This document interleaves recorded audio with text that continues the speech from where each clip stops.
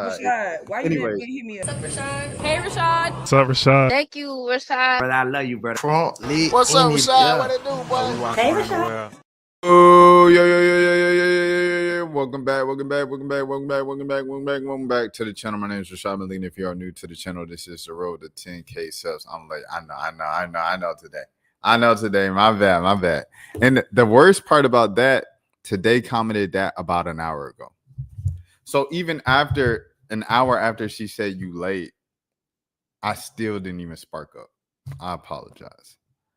You know what I'm saying? I opened this up. I did the banner, everything like that. The ticker. Speaking of, we're gonna play it right now. I was putting together the ticker.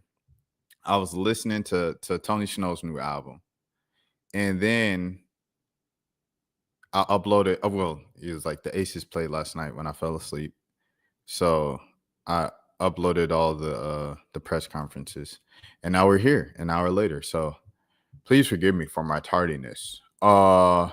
But yeah, the moment you all are waiting for, the 2025 WNBA Playoffs are set. We now know the teams and the seedings and the seeding of the teams and the seeding of the teams and the teams and all of the things of the above. Are you ready? It's time for warfare. It's time for battles of the galactic galaxy and things of that nature. Where who's got the bracket? I'm gonna go on Twitter and just go on the bracket instead of looking at the standings and do it like that. All right, that's cool with you guys. Okay, that's cool with me as well. Let's do it, brother or sister or non-gendered defining person. All right. Oh, here he is. It's right here. All right, y'all ready? Let's do it. Hold on. How we gonna do this? Might as well set it up like this. That ain't it. Hold on, give me a second. All right. Let me see if I can do it like this. All right, bet. Okay. The official bracket, baby. Basketball is back, baby. Playoff basketball, end of the season. All right. First things first, congratulations to the Golden State Valkyries once again for making the playoffs. Clap it up. I got Minnesota in a sweep. It's best of 3. Minnesota sweeping 2-0. Okay, next matchup. Phoenix and New York. Oh my goodness. What a first round matchup. Both of these teams deserve to definitely be past the semifinals. However, that's not the way that the W works. There's only 8 teams. So we got an elite matchup in the first round. Phoenix is really good. New York is really good. Me personally, I just cannot see New York giving off the crown that easily. I can't see New York give up the crown that easily. I still have New York winning in 3 games. Today said what she said. We will get to that. Okay. Vegas and Seattle. Shout out to Seattle. Great season. However, I thought it would have been better for Seattle to see Minnesota in the first round. They've been talking trash. Scholar did the cha-cha slide, everything like that. Courtney Williams' dad clapped back. However, she ain't gonna get the cha-cha slide against Asia Wilson. Them jokers won 16 games in a row. What the heck? Huh? Asia Wilson on a different level. She locked in for another ring, She said, what y'all say about y'all said we fell off? I think we spoiled a lot of y'all with our greatness. What Asia Wilson say? Hold on. Asia Wilson said, I think we spoiled a lot of y'all with our greatness. Y'all just don't understand. What we were doing wasn't realistic. Hold on, I'm gonna pull it up. Then we're gonna go back. She said, we spoiled a lot of y'all with our greatness. Everybody said they were done. They were this. They were the Aces aren't that good anymore. Someone said that the other night. They've won 16 games in a row. How can you not be that good? You won 16 games in a row. Hold on. You're gonna pull up. We're gonna pull up. Give me a sec. Goodness gracious. This was a long time ago when she said this. That's when they were losing. That's how long ago it was. But this was the same season. It's a long season. When people say it's a long season, believe them. When people say it's a long season, Believe them. All right. Here we go. A lot of people with our greatness, with our legendary basketball styles. We see people are running our stuff. And so we spoiled our fan base. We spoiled a lot of people with that. And now they expect that out of us every single game. And it's hard. People have their building years. People have their championship years. Everyone has that type of year. And I think we're in unfamiliar territory, but we're about to get real familiar with being uncomfortable and leaning on one another. And that's what we're going to continue to do. How long is it acceptable in your mind? It's probably not, but that you can say, we have pretty much a brand new group that's learning you, Jackie, Chels, Kia, to blend that chemistry. How long does that, I don't want to use the word excuse, but how long does that last? It's not. We've already exhausted it. That was game 2 to me. Now it's just making the right basketball decisions and understanding how teams are guarding us is different. So that excuse went out the window to me, game 2. Now it's just on each and every last one of us from top to bottom, especially myself, to make sure that we're geared up and ready to play 40 minutes. And I don't know what that's going to take. I think it's going to take for us to continue to get our ass beat, for us to wake up. And it's going to click. And when it does, that's when you're going to see Aces basketball. But right now, we're just going to continue to get our ass beat until we man up. And that's what it's going to take. Hey, Rashad. We spoiled a lot of people with our. It must have clicked for the Las Vegas Aces. Them jokers not ended the season winning 16 games in a row. What in the world? Them some, like, I feel like you got to be competitive to go for that. Anyways, I got them sweeping. I don't see Seattle even winning the game. You could put that on wax. Skylar Diggins, I know you love to talk trash. You can call me. And the people on YouTube, whatever subliminal you want to do, you got it. You have it. If y'all can win a game against the Aces, you got it. You can talk all the smack you want. I think they about to sweep y'all, get y'all out of here real quick. Real quick. Y'all been doing a lot of talking this year. They about to get you right on out of here with a broom. Okay, Atlanta Dream and Indiana Fever. Not going to lie, this is a sweep. This is another sweep. No Caitlin Clark, that's a sweep. Atlanta locked in. I'm not going to lie to you. Atlanta coming into the season, they had one of the best teams on paper when they brought in Bree Jones and Brittany Griner to go along with they already had Leash. Naz Hillman took that extra step. That was the difference between the team this year and last year, in addition to signing those 2 all-star front court players and things of that sort. And then Jordan Canada was healthy. She was healthy for a longer period of time. And it really comes down to health. A lot of this stuff is really simple. And Ryan Howard also was really healthy for a large part of the season. All of those things combined, and Pow being one of the best rookies, it is what it is. So, they did what they did. And now, you know what I'm saying? 30 wins is crazy. I ain't gonna lie. I don't know if I saw 30 wins, but I did see Atlanta being a top 4 seed this year. I did see Atlanta being a top 4 seed because Bree Jones and Brittany Griner, those signings were too good. So I pretty much saw everything with the Dream except for Pow being as good as she was, like immediately out the gate, getting playing time and being one of the better rookies in the league. I didn't see that coming. But everything else with the Dream, I pretty much saw coming. And, it's just sometimes they get up, sometimes they don't. That concerns me, that inconsistency of like motivation to play well in a big and important situations.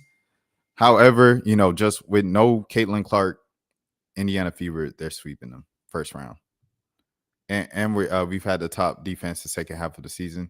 When you have anchors like they have down low, and then Ryan, when your best player is your best defender on the wing, that's a huge thing because that's how you win championships. Yeah, defense wins championships. That's a huge thing when your best player on the wing is your best defender, because it sets a precedent for everybody else. It's like what folks be saying about the Hawk. We're going to keep it in Atlanta, right? If Trey play defense, the rest of the team going to play defense because he's the leader. And when he died for the ball, that make you want to die for the ball. Everything like that, right? Same thing over here. Ryan Howard's the best defender on the wing.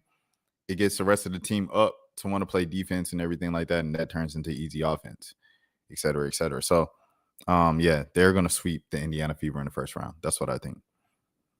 I don't see Indiana winning the game in Atlanta. I don't. Trey plays on defense. Trey be diving. Trey be diving for the ball. He be giving effort sometimes. You know what I'm saying? Trey be playing defense sometimes, bro. For sure. Yeah. Okay. Anyways, second round. Minnesota versus New York. We got a finals rematch in a second round in the semifinals. Okay. This is gonna be a tough one. What is this? This best of 5? Yeah, it's best of 5. This is definitely going 5, in my opinion. I think it's gonna go 5, but I got Minnesota winning. SSB was Hannon twin. But I got Minnesota winning in 5 against they found a suspect. They found them? Okay. All right. We're gonna get to that in a second. I gotta finish up WNBA playoffs. We're gonna get to that next. That's crazy. They found him though. I look. I told you he wasn't gonna make it to Sunday. I told you he wasn't gonna make it to Sunday. There's a press conference about it right now. I said Charlie Kirk is white and he cool with Donald Trump. He's not making it to Sunday, bro. And it's Friday morning. I told you it was no chance. Anyways, Minnesota, New York. I got Minnesota winning in 5 games. Okay, so Minnesota, you are now in the WNBA finals. Congratulations. All right, Vegas versus Atlanta. Today, you know, I love my city. Y'all know I love my city, right? Y'all know I love the Atlanta Dream, right? And when I say I love the Atlanta Dream, I don't mean like on like the fan type beat or whatever. I mean on the basis of the Atlanta Dream treat me well. They've treated me well when I was at my old job at a major outlet. They treated me well when I left my old job and I came back to cover the Atlanta Dream as an independent outlet. They send emails. They invite me out to events and games. They sent stuff and thank you notes and everything of coverage. The Atlanta Dream organization, the president, the whole front office, GM, ownership, they are all cool people. They all talk to me, everything like that. Never, there are no borders up with this current, I want to say administration, but with this current regime of Atlanta Dream basketball. They have had a sensational season. Asia Wilson and the Las Vegas Aces have won 16 games in a row. Asia Wilson, when the Atlanta Dream and the Aces were going back and forth at it, right?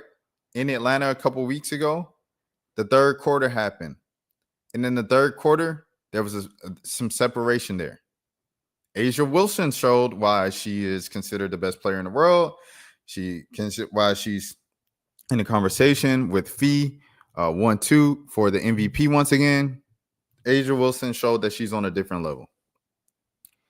It's very difficult for me to see anybody beating the Las Vegas Aces right now. I'm not even going to lie to you. They won 16 games in a row.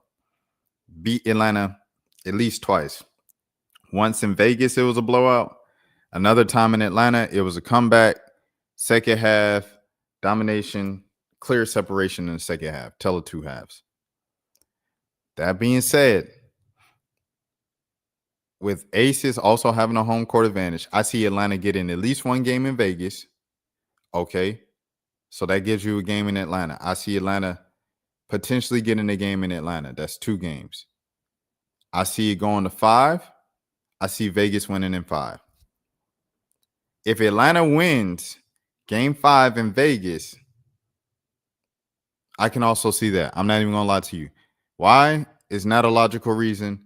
Atlanta just wins. Atlanta teams, they just win when you don't expect them to win. Like when the Hawks won game 7 in Philly, did not see that coming. Like it was like just random. They just toughened up and had the best game of their lives. Kevin Huerter played out of his mind, had the best game of his life. I see the Atlanta Dream. I see Ryan Howard in particular just going crazy in game 5. BG having a great game. Jordan Cannon, everybody playing their best game and winning game 5 on the road against Asia Wilson and the Las Vegas Aces. I see that as a possibility. However, the most realistic scenario, the most odds-on scenario I see are the Aces winning in 5 in Vegas. If game 5 is in Vegas. I'm not sure with the travel schedule and stuff like that, but I would assume it's going to be 3-1-1. I would assume. Like, I don't know if you would want a semifinal deciding game at the place of the lower seed in the semifinals. I don't think so.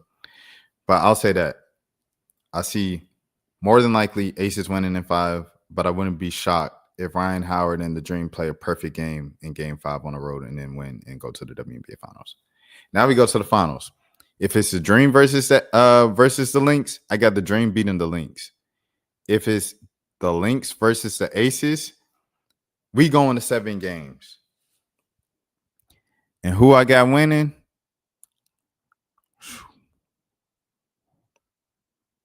I don't know. I'm not even gonna lie to y'all.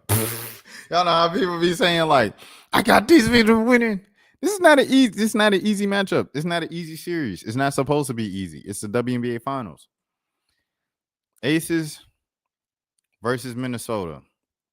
Sometimes, like I said, it looks like nobody in the world can beat the Aces. They won 16 games in a row. A'ja Wilson's on another level. At the beginning of the season, it looked like nobody could beat the Lynx. But the Lynx, the losses they had, I feel like they've had some bad losses. Even though they barely lost at all, the losses they have had, they look very, very human. And the Aces have just kind of looked like human, but they look like the Kansas City Chiefs really at points of the year where, you know, they looked human, but they still found a way to win because they've been winning for so long. With that being said, I'm going to have to go. Drum roll, please. I'm going to go 6-7 games. I'm going to go with the Aces, bro. It's hard for me to pick against the Aces. In Minnesota, losing 2 finals in a row, it's a stinger, it's a heartbreaker, everything like that. A'ja Wilson's just different, bro. But they're so top heavy. If they get banged up again, like it was a couple years ago, remember a couple years ago when A'ja Wilson put the team on her back in New York and she won in New York and Kia Stokes was out and Chelsea Gray was out and Candace Parker was out and A'ja Wilson did her thing and Don Staley was courtside and stuff like that, yelling the whole time. I don't think A'ja Wilson will be able to do that this time. Because Minnesota's so stacked, bro. They go like 10 deep pause, you know what I'm saying?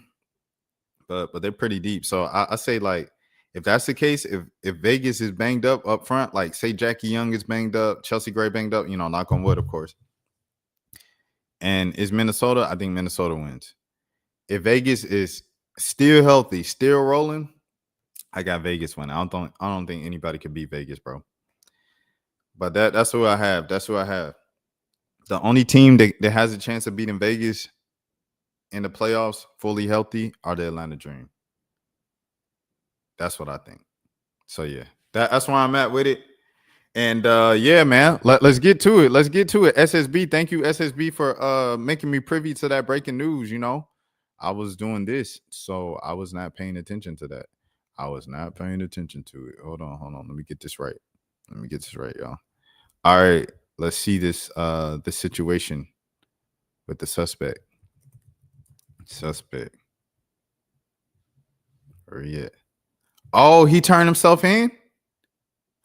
Oh, his father turned him in. He was 22. Dang, I thought this dude was like 42. I said he looked old, bruh. Dang. Oh. Buddy is. Oh, man. He turned himself in. TMZ, of course, got it. Dang. Congratulations. You have been selected to receive the Resident Presidential Scholarship from Utah State University. The value of this scholarship is approximately $32,000. This scholarship is available for 4 years or 8 semesters. Okay. Congratulations. You have been selected. Scholarship is approximately. Dang, that's crazy, bro. The suspect is in custody. We can release. All right, bro. We can release the Epstein files. Facts, so. And love and memory of Charlie Kirk, release the Epstein files. Dang, this is crazy, bro. This is the correct photo. This is him. You say when white people get arrested when they do the most heinous things, the photo of them be like the most beautiful photo. Like them with their family smiling and stuff. Happy birthday to my Tyler, man. 19 years ago, this boy made me a mama. watching him become the awesome human he is become. Someone said, I can't believe the accuracy of this post. No, that's him. Dang. Boy, really? Dang, his dad said turn yourself in. His dad turned him in, though. I know he was crying. TMZ, shout out TMZ. TMZ staff. Charlie Kirk, suspect. Tyler Robinson in custody after father tipped off the FBI. The man who allegedly hit Charlie Kirk has been identified as 22-year-old Tyler Robinson. Robinson was turned in by his own father, according to President Trump, who broke the news on Fox and Friends on Friday morning. Robinson lives in Utah and has been on the run since Kirk's, on Wednesday. Robinson's mother posted on Facebook page that he aced his ACT and had a 4.0 GPA in high school. It was posted in August 2022 when he was a senior. The mom posted a video of her son reading a letter where he received a $32,000 national scholarship to Utah State University. The FBI and Utah's Governor Spencer Cox held a news conference on Thursday night, pleading for the public to provide leads based on photographs from surveillance video taken at the school where Kirk was hit. He was wearing a distinctive sweatshirt and facial features that were clear enough for his dad to recognize the man on the roof when he got the single off. We do not know the circumstances surrounding the capture and whether Robinson was put up a fight. Story developing. That's insane, bro. They really got dog. They really got him. Well, I appreciate you for making me privy to that. Goodness gracious. That's insane. All right. Well, let's get to these follow-ups, shall we? More reactions. We're just going to react to reactions. And I'm going to play them straight through because it's like a gazillion of them. I might say a couple words, but that's it. I still have no idea what the right words are right now to describe what has happened today, too. In my opinion, one of the greatest. Yeah, SSB. That's what happened. His dad turned him in. It wasn't because the FBI or high ranking. Yeah, his dad was like, son, turn yourself in. It's crazy. Americans ever. You can disagree with me on that, but I've She said, what about Americans ever? In my opinion, one of the greatest Americans ever. You can disagree with me on that, but I've said it for the last couple of years that I saw the difference Charlie Kirk was making in going around to college campuses to talk to the youth, to talk to the future of America, to have a conversation, which is what so many people are unwilling and are afraid to do. But Charlie wasn't. And he went around these college campuses and he let kids speak, let them say what was on their mind, give their opinion. And then he gave his with facts as well. He did what so many people refuse to do. He is the reason why my kids decided they wanted to have an interest in politics and at least be educated. Most importantly, he was such a man of God.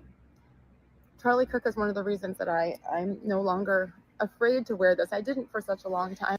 I got a question because I've seen a lot of like of my white Christian friends post like about like, you know, he's a man of God, everything like that, you know, saluting him in his faith. I ain't even going. People losing their job. People losing their jobs. People losing their jobs. What he led with, his faith in God, his love for his wife, his love for his children. And that was his goal, to make this country a better place for his kids and yours and mine. I am heartbroken. I am devastated. And I am livid. What they want is for us to have fear and to go hide because of things like this. And maybe in some ways, I don't know, maybe we should. We have to do things differently, certainly. But Charlie knew the risk. Every day, he had security detail with him. And sometimes nothing can protect us from evil. I know this too, though. Charlie would not want us to go hide and to be quiet and to run away from the evil, from the people that hate us, who happen to be the same people who preach about diversity of thought and tolerance. And look, they kill him because they don't like his opinions. And they don't like the fact that he was winning. Charlie Kirk already won. It is our loss and the world's loss today. But man, God's plan for Charlie, look what he did in 31 short years. Thank you, Charlie Kirk, for everything, for giving up your life for us. And Erica, you have millions praying for you. I love you. We love you. And guess what? We're not going away. We're going to be here for Charlie. All right, I'll say still. This is a dude named Antoine Tucker. He posted this. Hello, everybody. Oh no, he ain't gonna do that. He got the it's been a long time. I'm gonna put on mute. This is him at the White House with him. What he saying? This brother got more soul than a lot of people running around here acting like they brothers. He's a real brother. And before He said he's a real brother. What does that even mean? But sleep in peace, my brother. We would keep your name alive. To my brother who is now with our Father, I will miss you. Thank you for all that you've done, and all your memories will always live among us. My family is praying for yours as we are grieving your loss, but will also prepare for the fight of your memory. I will ask all my supporters, if possible, please do not share the video of his unaliving. There are many of us that it will cause even more harm to. If you do post it, please give a warning on the content. At Real Donald Trump, we support you, and we can only ask that this madness is addressed and it stops. I'm in no condition to do a show tonight. Please allow me time to grieve. We love you, Charlie Kirk. I will miss you, brother. Did they do this for? Did they do this for the Minnesota state lawmaker and her husband who were executed earlier this year? In America, that was America as well. They raised over $1 million to find a suspect. By the way, they raised $1 million, and his dad just decided it. So does his dad get the $1 million? Man, I know. Look, I ain't gonna hold you. If I'm your dad and you do something crazy like that, and it's a $1 million price on your head, like, hey, son, need to learn your lesson anyway. At least you get to live. If they caught you in the wild, like while you were running, you wouldn't even be, you know what I'm saying? You probably wouldn't have made it. The officer, you know what I'm saying? As soon as they seen you, that's him. You wouldn't even have had the chance to make it. I'll turn you in. You get to live. Yeah, you'll be in prison, but at least you get to live. I don't know. See, that's a whole nother conversation. Would you rather be in prison for the rest of your life, or do you want to just have it? I don't know. Do you think that's why some people are like, these are a lot of questions. Do you think that's why a lot of people are more aggressive with the cops in that situation when they're confronted? Because they're like, I'd rather just be off this earth than have to sit behind bars for a whole year. There's a lot of questions. This was Capaholic's reaction. I ain't gonna lie. Chili. Oh, the nigga that be talking? Oh, what shit. The fuck? That's what I'm saying. Oh. Wait, let me see. It's some freaky shit. He died? I'm thinking like he just got like, I'm thinking bro like got nicked in the neck or something like, cover it. That shit might be over. Hopefully, freaked out. I ain't gonna lie. Wait, that's the nigga that he died? I'm like, damn, they really did him like that though. But he be speaking on controversial shit. Yeah, I've seen that. Did he pass? Yeah, I ain't gonna lie, gang. Yeah. He old, I ain't gonna lie, gang. That's what I'm saying, like, you getting a neck for it's old. Bro, a nigga sat out shit like really was leaking. And if you are wondering why Cinco was speaking the most about it, Cinco's been hit multiple times, like in terms of all that. So, yeah, Cinco would know. But geez Louise. Oh, my goodness. Charlie Kirk got shot and killed. How do you feel?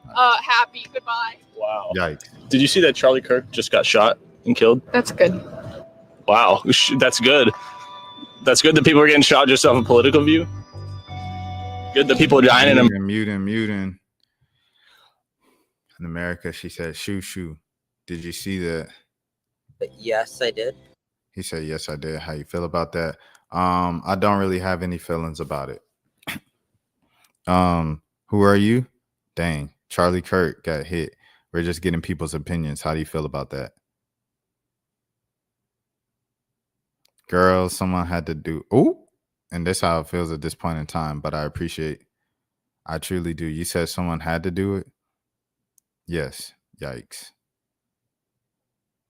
Try not to get pulled into all of that, but he was a misogynist. He was a disgusting person with disgusting beliefs. So you had a magical wand, a magical button that you could press and keep him from being, would you do it? She said, no. I think things happen for a purpose. Yikes. And if that's how his life ended, then that's how it ended. So do you know that Charlie Kirk, who Charlie Kirk is? Yes, he's a-hole. I'm like, he's an a-hole. You know, I wouldn't wish it to anyone, but I don't think his political views are correct. You know, we're going to get away from this because he just wants to talk. Who are you? I'm not talking. I'm talking to him. You know, I love the right. I love the right. I love all of you guys. Thank you. In my opinion, I think they're going to flip it and say the other way. But I think it was the left that has just spewed so much hate and brainwashed so many people into doing stupid stuff like this. But they're going to flip it and say, oh, he was so hateful. He spewed this hatred. They're almost going to say he deserved it. Yeah, they're going to say he deserved. I've seen people already report it.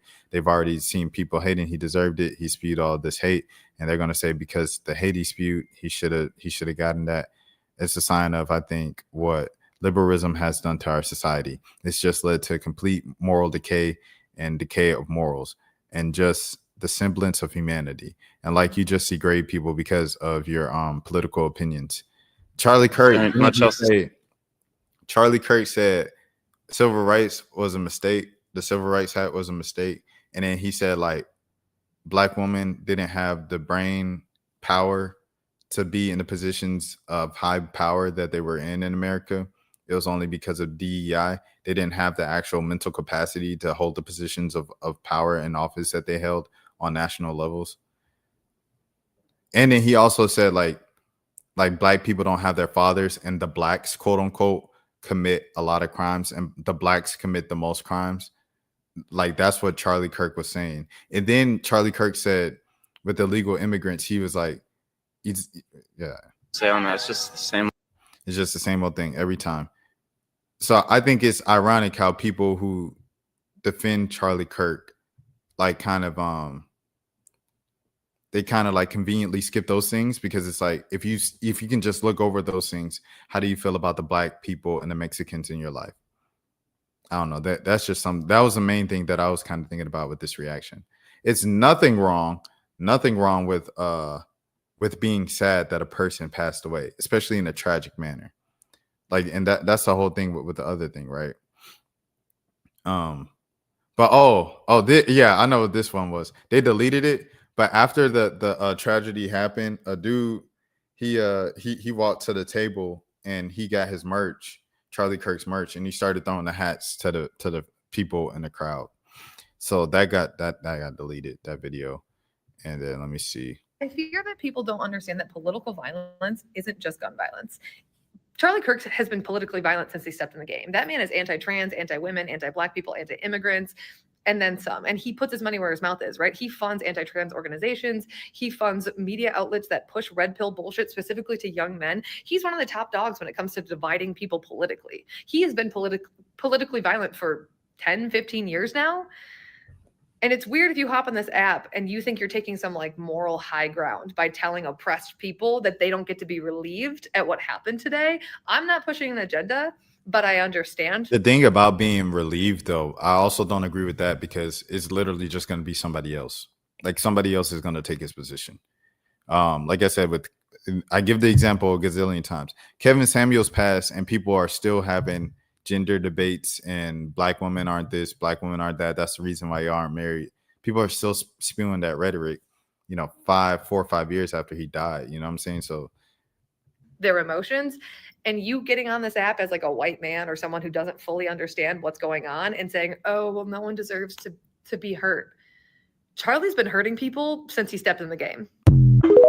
All right. So there's that. I fear that people don't. Reaction. Super heavy. Hold on, let me this video playing on automatic. was gonna bother me. All right, hold on. This is Phantom's reaction. For me, that shit not. I don't know what's going on. I just know that shit heavy. You feel me? I ain't gonna lie. It was like some school shooting shit, bro. Damn, that shit, son. Always asking some shit like that. That shit, you feel me? Shit whack, bro. You know what I'm saying? I ain't gonna lie, it's bad vibes. I don't know what's going on. No bullshit, but chat. Damn, son. You know what I'm saying? RP, but keep it a buck. That's super heavy. So that was Phantom's reaction. This video's in regards to Charlie Kirk. And this video's for the fucking liberals. It's war, motherfuckers. Oh. We're coming for you. All right. We're coming for you. And spare me your fucking self-righteous bullshit lectures. I don't give a fuck. We're coming for you. The suspect who turned himself in, and all the suspects that they had that they got wrong originally and then they got right and stuff, they were all white men. They were all straight white men. Yesterday, I believe it was at least five HBCUs had to go on lockdown and in classes due to threats, due to people walking around campus and warning them. This was just yesterday. For some reason, out of all the places in the world, I don't know if you could have. No, I ain't even gonna say that. People losing their jobs, right? But if you think it's on the left and all the suspects were white men, why did you go to colleges and college campuses of nothing but black people? What do black people have to do with the Democratic Party? Like, you know what I'm saying? Like, that's the thing, bro. Like, it's always coded language when people are like the left, the woke, the this, the that. And all you mean is just black people. You know what I'm saying? Like, it irks me. It irks me. Because if you want to just say black people, just say black people. Y'all say the blacks anyway. The blacks. Y'all say monkeys, gorilla. Y'all say all that because y'all say it in my comments to me. All right. Bruh, this is McQueen. He been 3 years sober. And a woman tried to break up his 3 years sober streak, and he said, "Nah." That's the type of self discipline that's necessary for everything. That wasn't supposed to be in the middle of this. That was supposed to be at the end when I was reacting to streamer stuff. However, we're gonna keep it going. Hassan. Footage of Charlie Kirk getting shot in the neck here as well, where you can oh, he's dead. Oh my God, he's definitely dead. Oh my God, I can't believe I just saw that. Oh my God. Oh my God. Oh, he definitely got shot in the neck. Oh my God. Oh, fuck.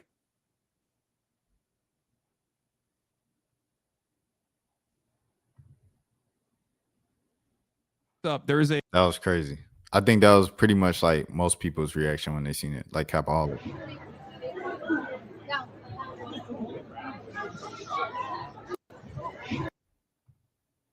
No, they said he green shirt. He prying me because he's just standing around still. All right.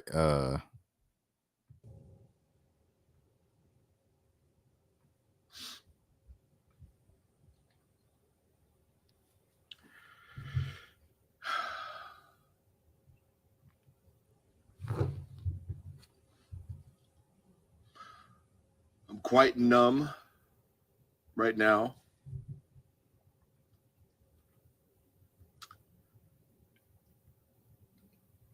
Hearing the news, President Trump posted that Charlie's gone. I'm gonna skip around because it's 15 minutes. And understand the spiritual battle that we are in. Our battle is not with flesh and blood. Our battle is with principalities and powers and rulers of darkness in high places. It is a spiritual battle that we are in. And it's because of his faith and his boldness and the change that he was bringing to this nation and to the world that the enemy thought it'd be better if they took him out. That's what the enemy thought. That's what the kingdom of darkness thought. That's whatever was, which this guy is still on the loose. Whoever did it has not been captured, has not been caught. They don't know who he is. The guy that they arrested is not the shooter. So this guy is still somewhere. Guy or guys or gal, most likely it's a man, but they are still on the loose.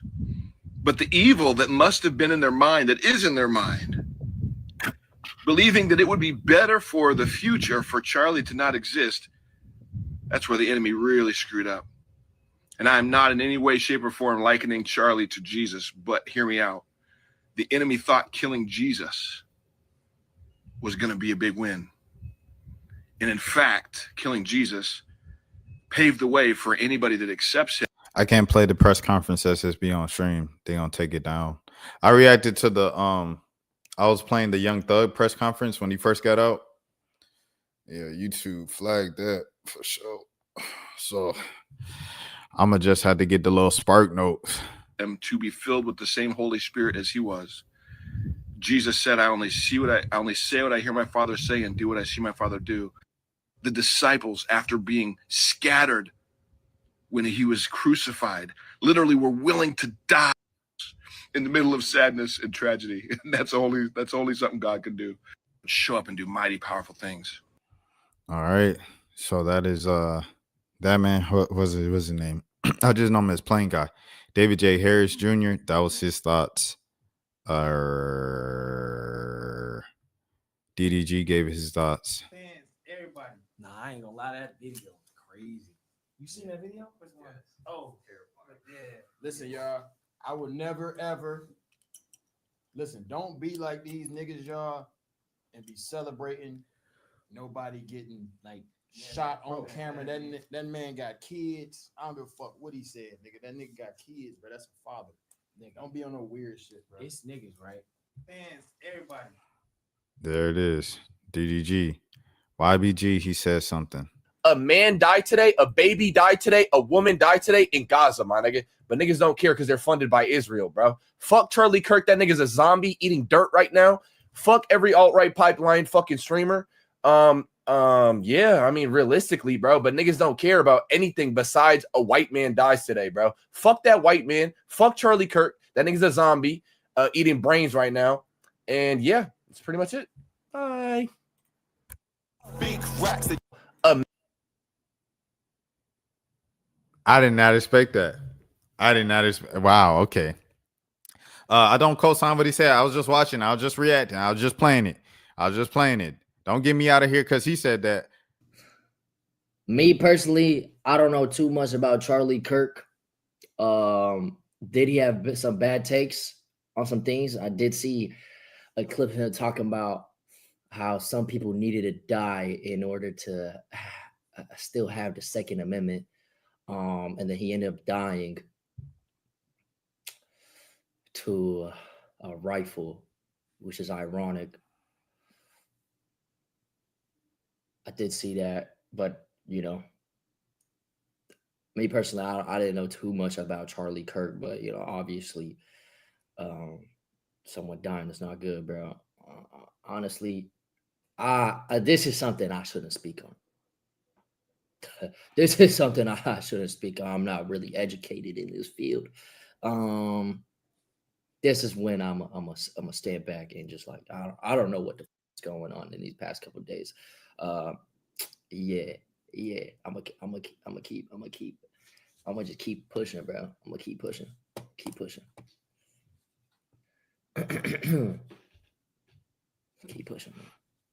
They spamming PR. Nah, as for the Lacey tweet, I'm gonna just keep pushing, bro. I really don't want to be in the middle of this political bullshit, man. Okay. The thing about taking that stance is regardless of like you saying something or not, like it still happened. Like it doesn't change the fact that mother fucking animals, you liberal progressive apologies for the language. I'm sorry. Deranged fucking animals. All right, bro.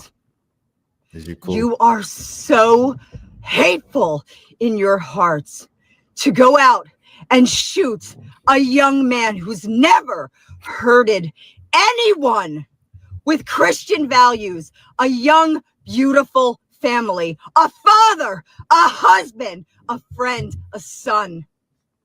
You shot him. Why? I'm sorry, SSB.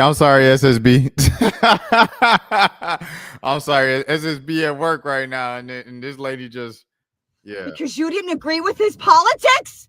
Keep your job, SSB. Don't lose your job watching the stream, bro. Please.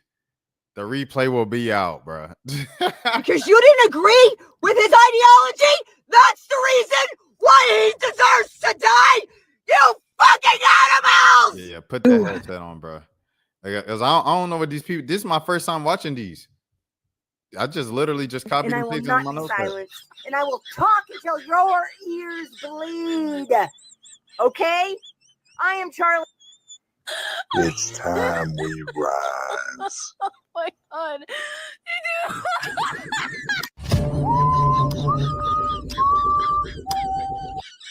Lace up your fucking combat boots, boys. Let's give the fucking left what they want. Bro, what is going on, bro? What is going on? When the news first came out about that he was hit and he was in critical condition, I was hoping he was going to make it because I knew it was just going to be insufferable if he didn't make it. Like, it was just going to be I insufferable. want to thank my white friends and white colleagues for calling and checking on me today, checking on my well-being. There's been death threats made against me and my family live today, all because of posts that I made that was simply taken the wrong way. All I was simply saying was, black people, stay out of white people business. That's all. I would never laugh at anybody being killed or injured. I'm truly disappointed in my fellow Americans today for the prejudice and hate and racist remarks that's been thrown my way today. It's truly sad, the world we live in today. And I'm fearing for my life, y'all. It's been death threats made towards me. Y'all took my post the wrong way. And it's sad. I'm so disappointed in my fellow Americans, whether in my white people who took it the wrong way, and some of the people of my own color took it the wrong way. It's sad. I'm just devastated, y'all. I'm devastated.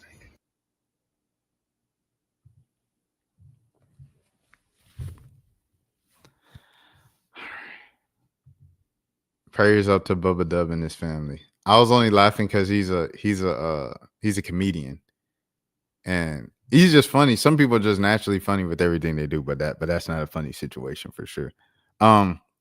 So they asked how the debate lady was doing, the girl, who does the debates and stuff like that.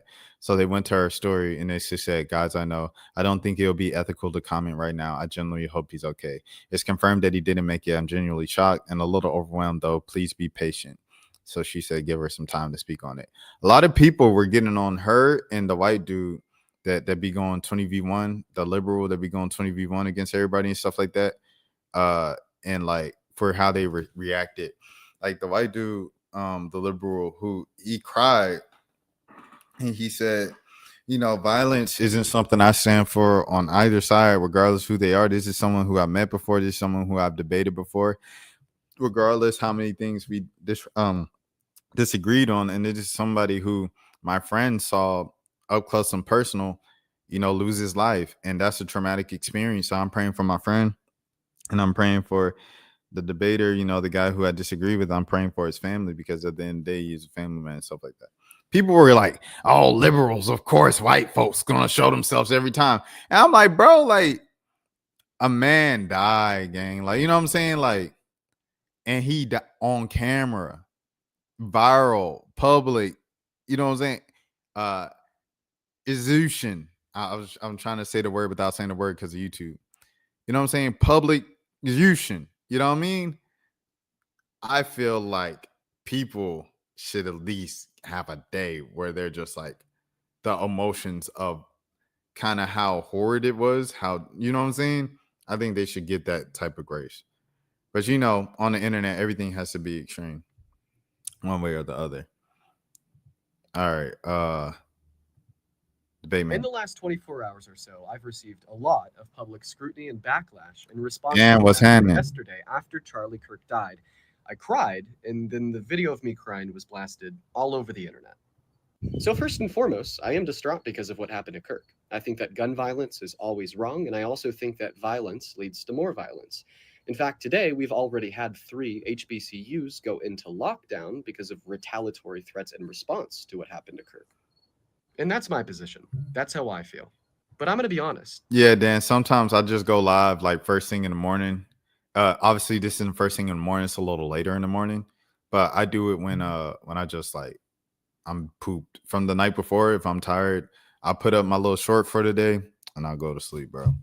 And then I'll just wake up first thing in the morning. The reason why this is later than first thing in the morning, it's kind of like late morning, it's because I'm off today. So I had a little more time to actually start the live and stuff. But I'm still going live tonight if I'm up to it. If I'm not, then it'll be first thing in the morning once again. But it'll probably be tonight since I'm off. It's not like I have like work to like, oh, I came in the office, I'm worn down. That on its own isn't what invoked the extreme and raw emotional reaction of tears that you guys saw that I'm now being criticized so heavily for. There's a handful of things that invoke that reaction of mine, and here they are.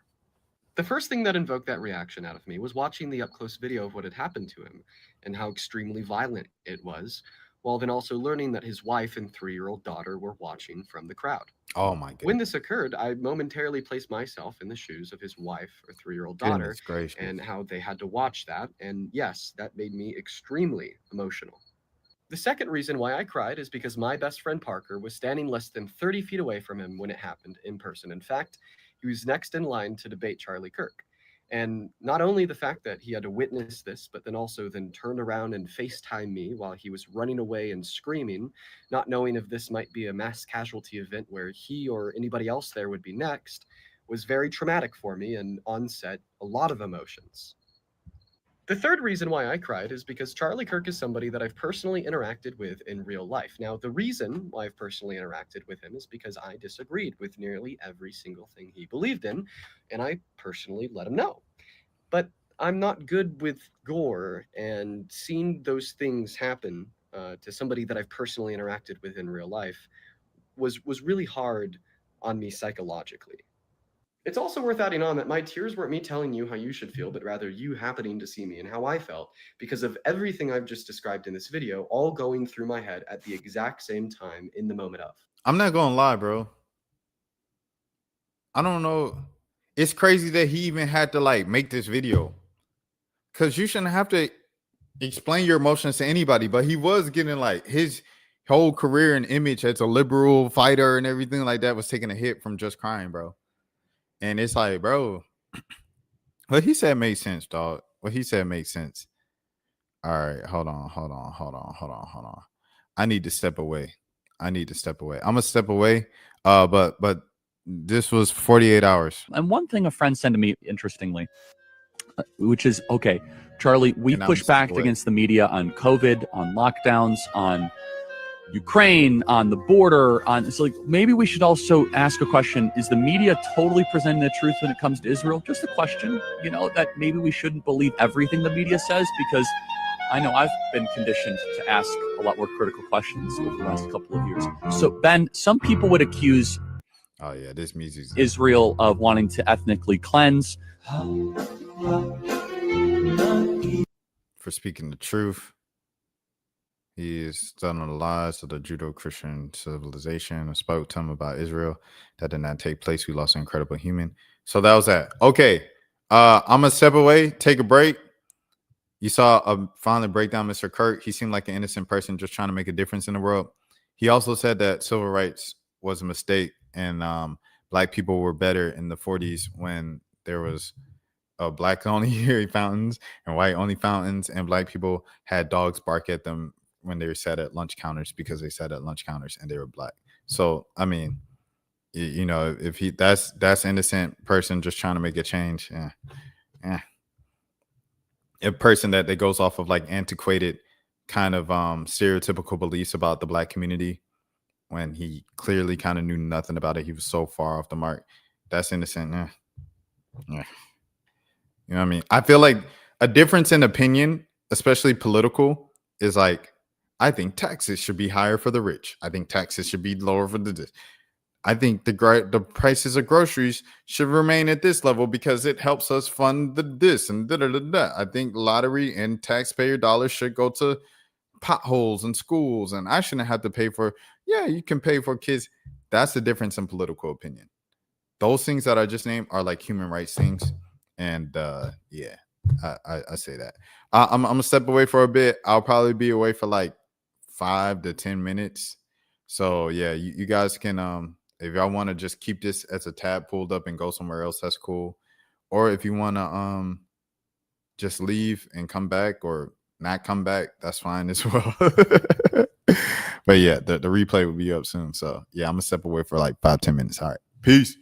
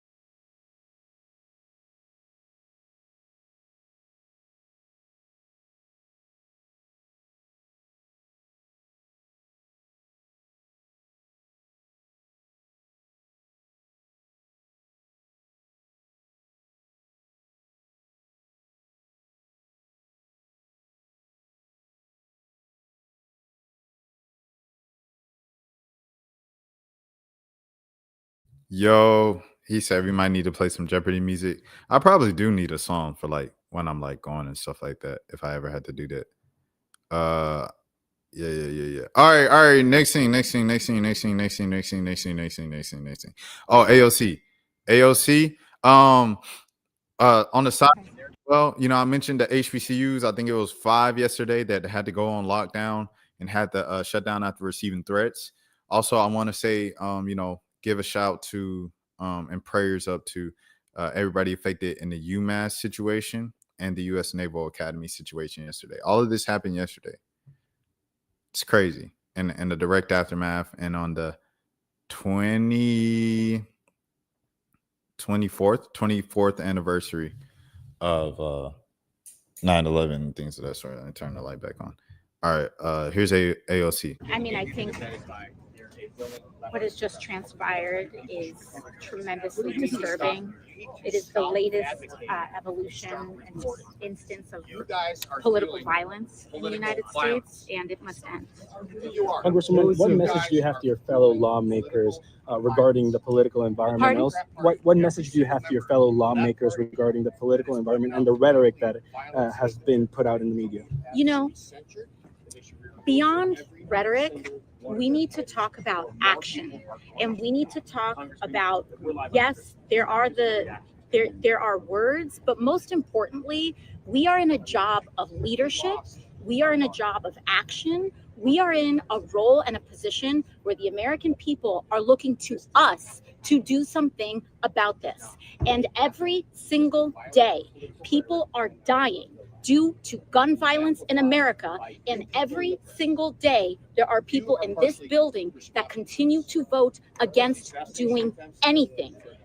They vote against universal background checks. They continue to support legislation and also remove any way to block the mentally ill, to block extremists, to block people with histories and records of domestic violence from getting guns in their hands.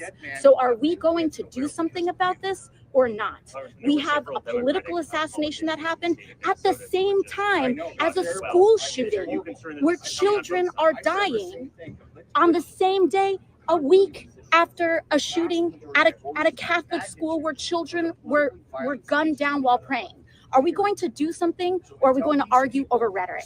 That is my question about this. We have to pass gun safety legislation and stop this. What one congresswoman was saying, was yelling at Republicans, said it was Democrats' fault. Democrats did this. That's what we're saying.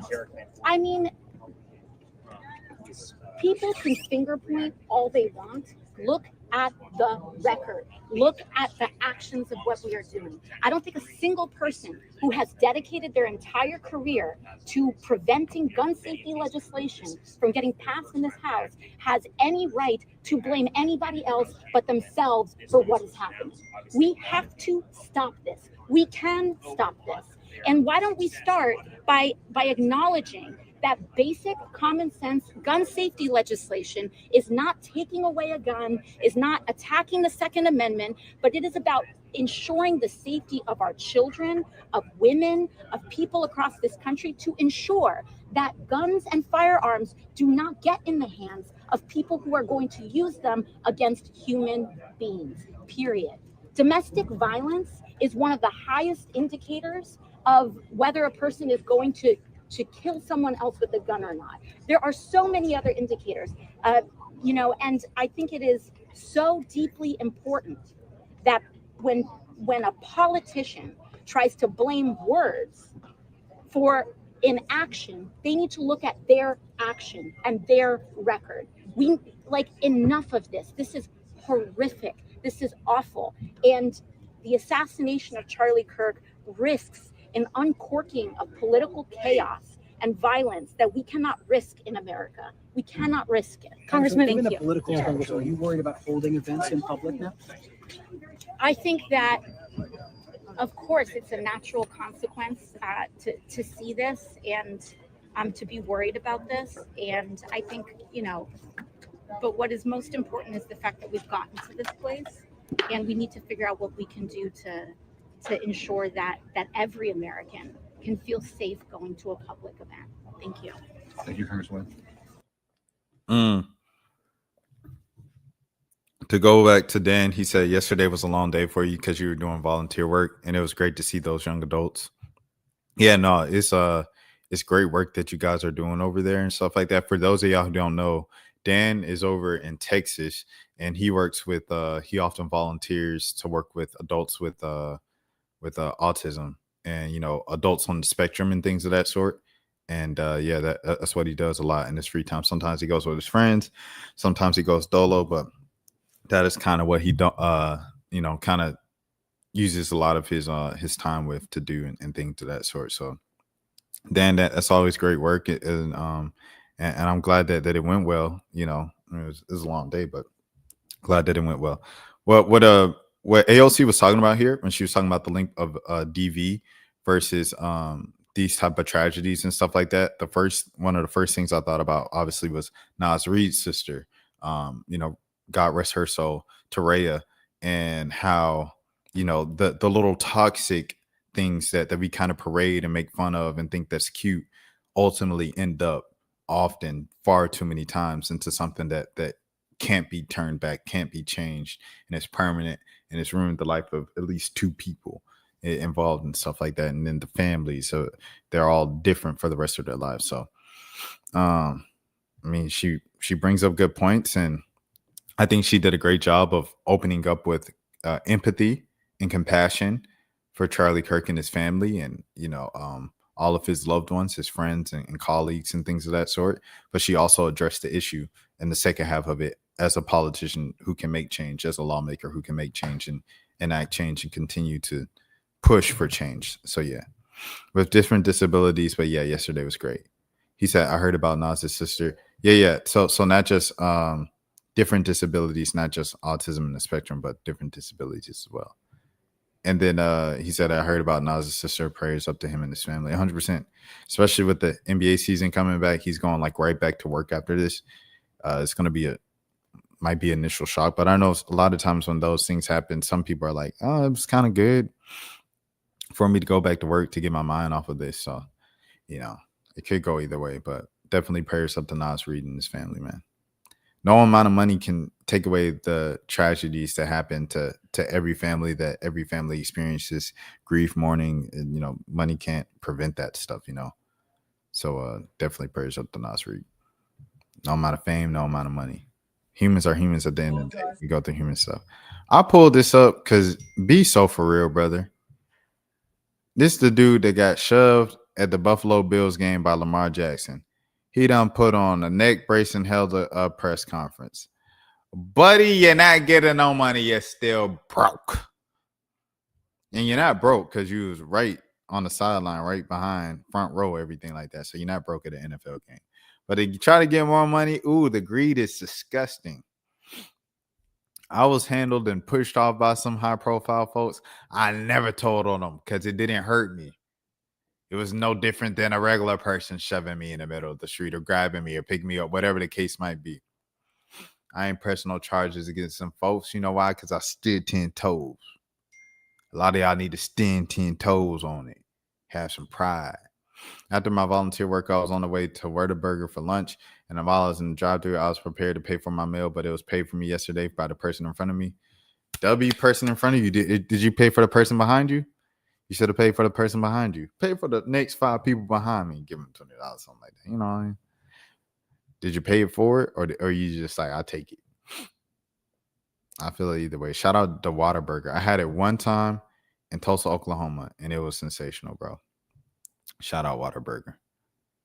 Eating pot cookies, eating pot cookie, everything good. I'm white boy, awesome. I'm up all night. Johnny Carson, I don't need a Benz, no, just a Honda, but trying to get my money like an anaconda, real long, across the country. What y'all know about that, man? Rest in peace, Mac Miller. Jason Collins, man.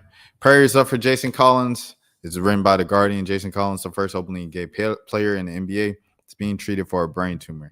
Former Atlanta Hawk, Jason Collins.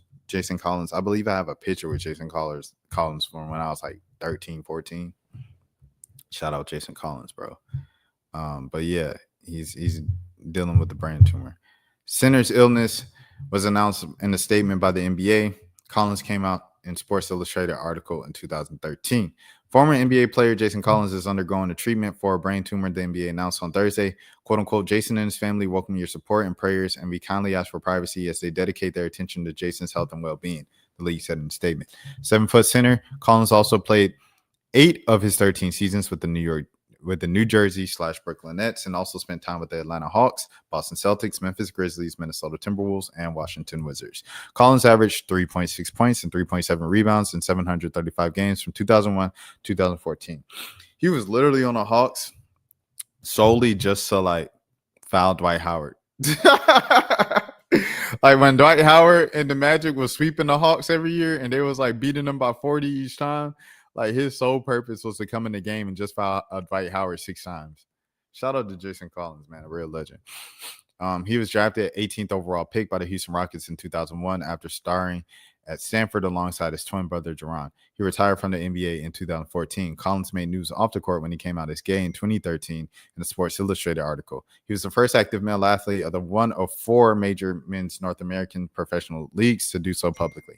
"Quote unquote, I didn't set out to be an openly gay athlete playing in a major American sport," Collins wrote in this article for Sports Illustrated. "But since I am, I'm happy to start the conversation. I wish I wasn't the kid in the classroom raising his hand and saying, I'm different. If I had my way, someone else would have done this. Nobody has, which is why I'm raising my hand. Since his retirement from playing, the 46-year-old has worked for the NBA as an ambassador. He married his longtime partner, Brunson Green, earlier this year."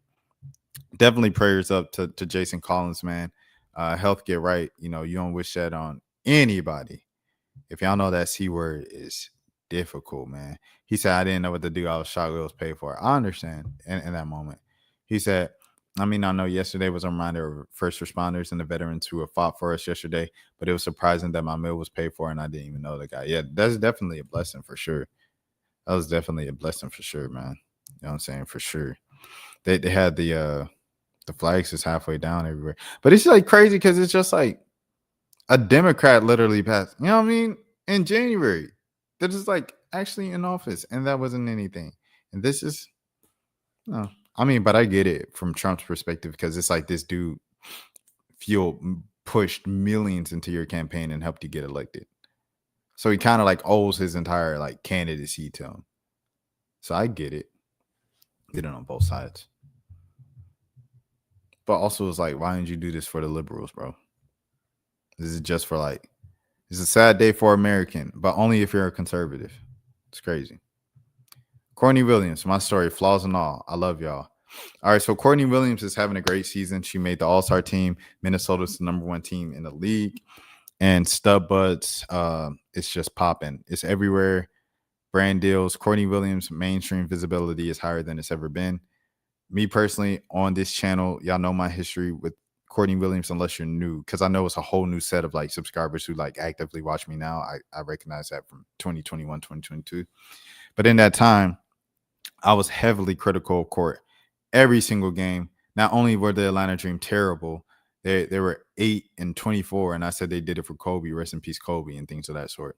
After the season, she went on her ex-girlfriend's YouTube channel, and they sat down and they like laughed and bragged about the time that they got into a fight, and they leaked the video of their fight and they reacted to it, and they were just like making light of it. And it was multiple Atlanta Dream players fighting outside of a food truck, outside of a club, a venue in Atlanta. And I just pretty much like called them stupid for doing that for like an entire week after that. It's extremely critical. Court was out of the league for a little bit, but eventually a team signed her again. It was Chicago to go back to Chicago. No, or Connecticut, and then she went to Chicago, now Minnesota. One of those 3 teams after she left the Dream. But that's what happened. And now she's kind of raised her profile higher than it's ever been before after getting a second chance. So, yeah. With that being said, this is her story. From the Players Tribune. Courtney Williams is a problem. People don't like me don't usually get to be in this position. We're not really celebrated for who we really are. Definitely not made the face of anything.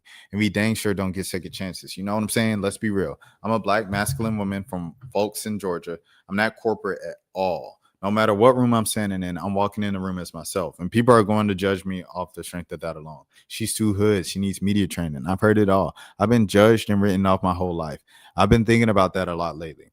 Look, my story's not cookie cookie cutter. It's not no Disney Channel original movie. I'll be honest. I was really in those fights. I was at those parties, outside the club, on the block. That was all me. I'm really from that. I really grew up from the spinners and on the Tahoe. If that makes you feel some type of way, his story might not be for you. So you can just keep whatever impression you have. I'm fine with that. If you want the real story, I'll tell it all. But I got to take you back to my dorms and hoop dreams. Teen romance and heartbreak, love and basketball type joint. You get the idea. Siri, play my boo from Usher, Aaliyah, and Alicia Keys, LOL. Okay, story time. So boom, it's 2013. I'm playing basketball at the University of South Florida, and I got a secret girlfriend. Oh yeah, she's like one of my roommates. Like I said, I'm from a small town, so when I was coming up, being gay wasn't really a thing. People weren't really messing with that. I never even looked at girls that way until I was 18 years old. Sometimes I see someone, I think she's pretty, but that's it. It was never like, oh, you fine. That didn't even cross my mind. By the time it did cross my mind, I was in college, and I kind of was, had that classic situation. Me and my best friend got closer until it became clear that we were more than friends, and we started dating. All right, just this one. That's how it starts. You know what I'm saying? Just this one girl. Oh, this is something real. Anyway, one day my mom and my sister Denise were in town visiting me, and their trip just didn't happen to coincide with me and my girl getting into a huge argument over another girl. But we couldn't really argue, you know what I mean? Because my family's there along with another one of my friends, and they don't know that we're dating, so it's all happening on the phone. I'm hanging out with them and my phone's blowing up. Eventually I just stopped responding. Mind you, my girlfriend's in the next room over. I guess it's just after a while she got fed up, because all of a sudden it hit like, all right, when I come knocking on that door, just know that I'm telling your mom what's really going on. And I'm like, all right, I'm not falling for her. I'm like, man, I don't care. Next thing I know, knock, knock, knock. Miss Michelle, can I talk to you? Yo, I'm like, bro, what? When you hear that knock on the door, it's a scary movie. It's over with. That's the last thing you want to hear. My mom was like, of course, baby. So she takes my mom to her room. Now I'm sweating effing bullets. Inside, I'm starting to panic. I look at Denise and my friend. And I'm like, man, I got to tell y'all something. They're like, man, what? They see the fear in their eyes. They feel it. And I said, me and Shorty been dating. And she finna tell mama. And like, oh my gosh, we knew it. My mom comes back to my room. She's serious now. She says, Courtney, come here. I'm just so happy Denise was there, because she really lightened up the mood so much. She was laughing like, I'm coming too. My friends stayed behind. So me, my mom, and Denise walked into my girlfriend's room. My mama goes, so what's going on? I'm like, I don't know. If this was a movie right there, there would be a cut to my sister looking at me, a cut looking to my sister, then cut to Shorty over there bawling. My mom was like, Courtney, I'm going to ask you one more time. I put my head down and said, me and her been dating. When I tell you, it felt like a bomb exploded in my heart. Oh my gosh. My girlfriend instantly stops crying, and she looks at me with the biggest eyes like, what did you just do? Now I'm realizing that she ain't say nothing to my mama the whole time. Oh, wow. And my mama is shocked. She leaves the room. My sister bursts out laughing and walks out with my mama. So they don't leave me alone with the girl. We broke up, obviously. When I went back to her room, not knowing what to expect, I'm thinking like, is she going to be mad? Is she going to disown me? My first thing what my mom said was, I knew you and that girl had something going on. I know my child. Then she smiled and said, it was a game that they had come out and see him play. All my family was there.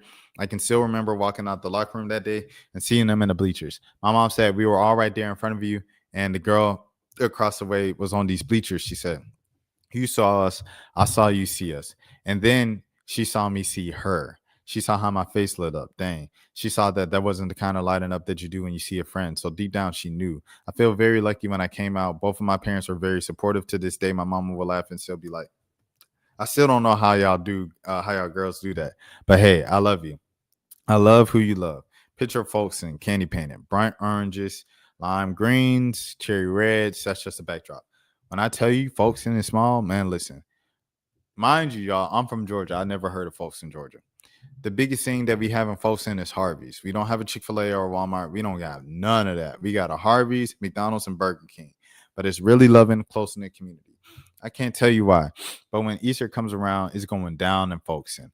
Always like the biggest holiday we have. It's like one big old block party. We just go to get the block to get turned up. We go to this park called the Steaks, where everybody just brings out their horses and these big old cars. I'm talking candy painted donks with 22s, big old trucks. It's flooded. I'll never forget when my cousin went to the University of Florida, and my dad ended up getting a custom Crown Vic and had the Florida Gators painted up and jacked up on 22s too. That's Folkestone.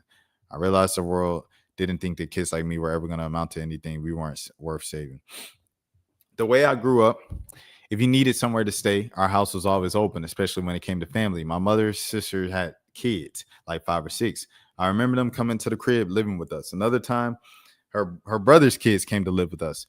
I was never alone growing up. Our house was always full. That's just who my mama was. So now that's who I am. My people are my people. I'll always make sure they are good. Maybe it won't surprise you, but being from a place like that comes at the highs and lows. You establish your values. You learn how to do without. You absorb the flyness, the cars, the sauce. That becomes a part of your essence. But when you also take on the other stuff too, the darker stuff, the anger, the defensiveness, the uncompromising sense of right and wrong, the street codes. You think when I got to the league, all of that just disappeared? Man, you tripping. Ever since I was little, something that I've always struggled with. I hate being mistreated or seeing somebody else get picked on or bullied. I just don't know, like, being played with. And in the past, when it felt like a lot was happening, I'm not someone who could just turn the other cheek. My parents raised me to stand on business. And that's something that got me into trouble. It's been my downfall always. I'm not saying this to sound tough. I'm just being real. A lot of people won't understand, but people from places like where I'm from, they get it. That's a lot of unhealed trauma. Deal with that. In my sophomore year of high school, it changed my life because of a fight. Someone got into it with my cousin. They didn't know that she was pregnant, so I jumped in to defend her. The cops came. They arrested us. They took us to jail. If we go to jail for the rest of our lives, whoop-de-doo. We go to jail then. I ended up having to go to court with my mama, and they sent us to an alternative school for the rest of the year. Something I wish more people knew about alternative school is that a lot of them don't help the kids there. They're basically just babysitting bad kids. They've already decided what type of person you are. So at that point, they're just preparing you for the rest of your life for the system. For one, schoolwork was super easy. And two, they're almost completely isolated. We weren't allowed to ride the bus with the other kids. Couldn't go to any games, nothing. I missed prom that year. My school experiences was just over. It's one of those things I look back on, and I'm so glad I went through it because it taught me a big lesson in minding my own business, but also in life, honestly. I realized that the world thinks that kids like me aren't ever going to amount to anything. We weren't saving. See, this is the stuff that people don't want to hear. They think just, oh, Courtney got into some fight. That's just who she is, but it's deeper than that. It's about the world I'm from, how I was raised, and what I've been conditioned to accept and to not accept. It's always something that someone says something crazy, maybe even as a joke. Everyone's had different experiences, right? That part's universal, but we all grow up differently, so our reactions are going to be different. I don't play like that. I'll try and reason with you, but if you double down and pride on something, I get upset. That feeling just takes a hold of me so powerful. So she's given the whole explanation of why she was fighting outside the chicken and tenders, even though she was a WNBA player. I'm about to lose it on this person. They're playing with me. I know it sounds crazy, but if you never felt it, but in a moment like that, you're ready to risk everything for your values. One time before a fight, I went to the bathroom and splashed water on my face to try to calm down. I never forget. I'm looking into this mirror. I even had the tiniest moments of self-awareness, like, hey, do you really need to be doing all this? And I said to myself, yep, I got to do it. This got to happen. I wish I could tell y'all that was my last fight, but y'all read the news. It was Atlanta 2024. 2021, I was an all-star that year. I was kind of living the life people rap about. I'm just being real. Partying, sections. My girlfriend at the time was popping in that scene and on YouTube. So I got, shout out to Glam Zante as well. So I got caught up in that world, and that's a world that I thrive in. Where I'm from, I'm used to being around Black women who twerk, who are proud to be hood. These are my aunties, my uncles, my cousins. These are spaces that I'm used to being in. My grandma still lives in the projects now. My mama used to live in a trailer. When I go home and turn up, I'm on the block. That's where I feel normal. Being in a league is where I felt different. That was the culture shock. So when I'm playing in Atlanta, but I'm also living this underground life in these gay spaces to think the extra Black. It's not corporate world. And at the same time, I'm still showing up to practice, doing my job. I was an all-star. I just had all this other stuff going on too. One night I was in a fight outside the club. I told my team about it at the time and we moved on. A few months later, I recounted the situation on YouTube, but I really messed up sharing that. Thank you. And I have to live with it. There we go.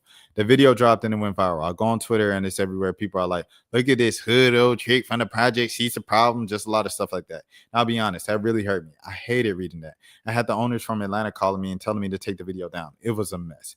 I'll tell you how real it got. Before the video, coming off an all-star year, I'm popping it. My agent is like, every team wants you, Court. You're going to be a max player next year. In the offseason, the league called and told my agent, we want Court to come down and do some player marketing. That was amazing. So in the midst of all that, you decide to repost a fight that you had. and you want to be the victim. You want us to feel sorry for you and be like, dang, we ain't know how she came up. She came from, some people, bro, just dodge accountability. Because like you said, we all have experiences coming up. We all have traumas. We all have, we all have backgrounds. But once you're an adult, you're an adult. And you're responsible for your own decisions, bro. That just is what it is. Like, ain't no, I understand you lit now and everything like that. So you might just look past it and just keep moving out, but you can't. You have to heal the inner child, the traumas, the everything like that. You have to, bro. You can't just go around your life being angry and moving a certain way just because that's how you raised. And it's like, that's what I stand on. That's what I am. You can't do that. You just can't.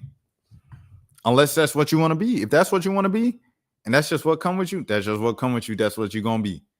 But if you want to change and this and that, and you want people to look at you in a different light, you got to change and let, It just is what it is. All right, that was amazing. That meant I wouldn't have to play overseas. Well, fast forward, the video dropped. You dropped the video.